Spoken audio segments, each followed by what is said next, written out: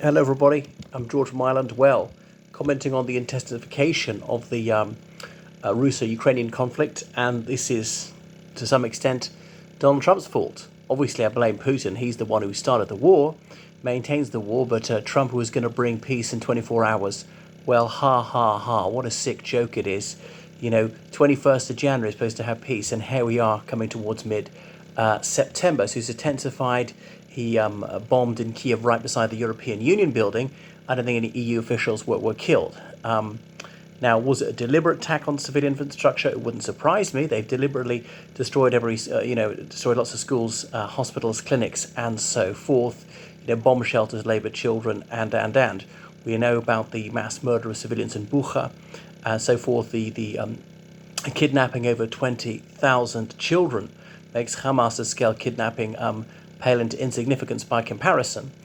And it goes on. So the Ukraine's major government building complex in Kiev has been hit for the first time. Now, why just now? Because you could have hit that on day one, but okay, they're civil servants and politicians. Are they in bomb shelters? Have they diffused them to other places?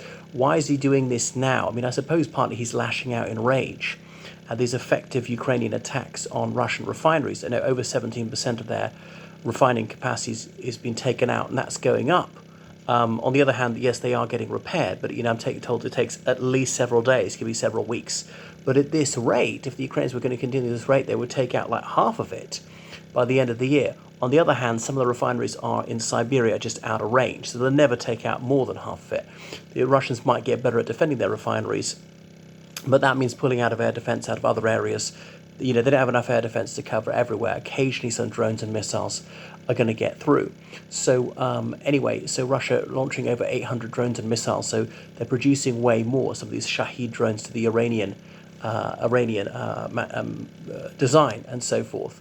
So Putin thinks he can get away with it, and where it is Trump's fault is because Trump has, threatened do this by this, and deadline after deadline has passed with little or no action from the United States. So obviously Putin has concluded that there is really nothing to worry about, that no serious action will be taken by Donald Trump ever. Now, even if Donald Trump is sincere in saying, if you don't do this, then I'm going to follow through with major sanctions as some sort of intensification of military aid to Ukraine, Putin wouldn't believe it. It'll be the boy who cried wolf, because he's called Trump's bluff so many times. He wouldn't believe Trump even if Trump was serious, because, how could you tell? Putin, absolutely evil though he is, to some extent he is rational. He's observed Trump's behavior and thought he can play them. And then Putin again saying he would like to meet Zelensky in Moscow, but called him the head of the current Ukrainian administration, wouldn't even call him president. Previously said that he's not a valid interlocutor because he lacks democratic legitimacy. Well, he certainly has democratic legitimacy, but this is a sick joke coming from Putin, who rigs elections more than anybody else, who criminalizes genuine opposition, who falsifies election results, and who's got total control of the media, is extremely censorious. Goodness. Now, it is true that elections have been postponed in Ukraine because of martial law, like the United Kingdom postponed its general election in the Second World War by 5 years. And obviously, Ukraine has been obliged to do the same. And Russia hasn't had a genuine election since the early 1990s, and they've got even more farcical. And goodness, so they've causing Russia significant problems. I think sometimes the Ukrainians, they shouldn't bother buzzing these Russian airports with drones. They almost all get shot down anyway. It's a civilian target. You might accidentally kill some civilians. You mustn't do that. And it doesn't really demoralize the Russians. It brings home to them that there's a war going on, that life is not carrying on as normal. But there's a waste of resources which they could put into repelling Russian attacks in Ukraine and so on. So Zelensky is obviously not out of his mind. He wouldn't go to Moscow because he'd either be kidnapped there or he'd be murdered. So no. And we know that Putin is in bad faith. He's called these ceasefires and not observed the ceasefire at all, lying through his teeth about that. He has lied and lied and lied, and only Trump is thick enough to trust him. Another point is Putin even said, well, let's meet in Turkey. So Zelensky went to Turkey and Putin didn't show up. So showing Putin's bad faith yet again. But, Putin thinking things are going his way. Is he beginning to have doubts? but maybe he's so deluded, maybe he believes his own propaganda, surrounded by yes men, because telling him an unwelcome truth is a good way to get sacked fast.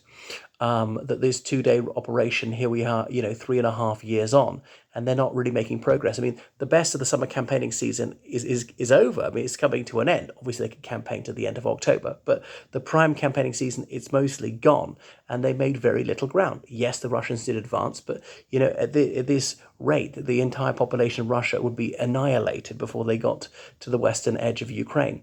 Goodness, we think the Ukraine are going to collapse at some point, or, Western support will fragment, and there has been some success with this one.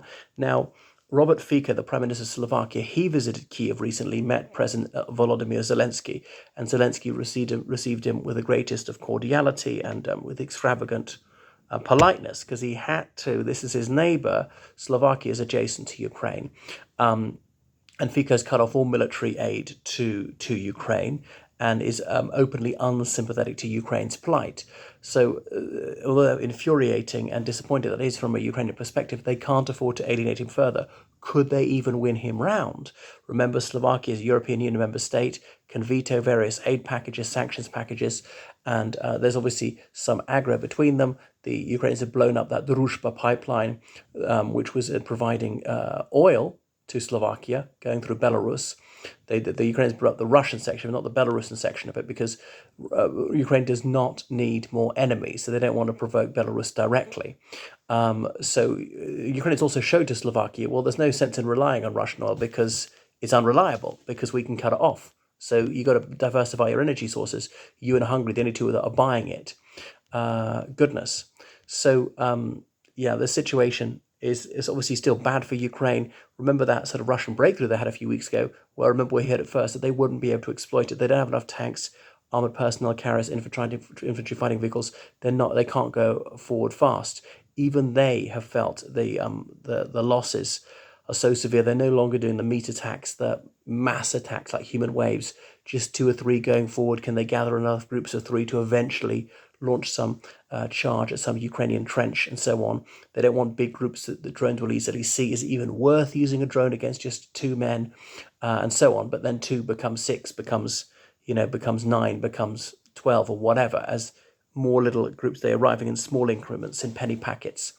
And goodness, so there's really no war end in sight to this war, and that's why it's very important that people help Ukraine carry on fighting. Now, they're not going to recover the lost territories, I don't think, but the Russia can't go any further forward. Just build more impenetrable defenses. And obviously, Russia says, we could have a peace, but the buffer zone, you would retreat 40 kilometers. No.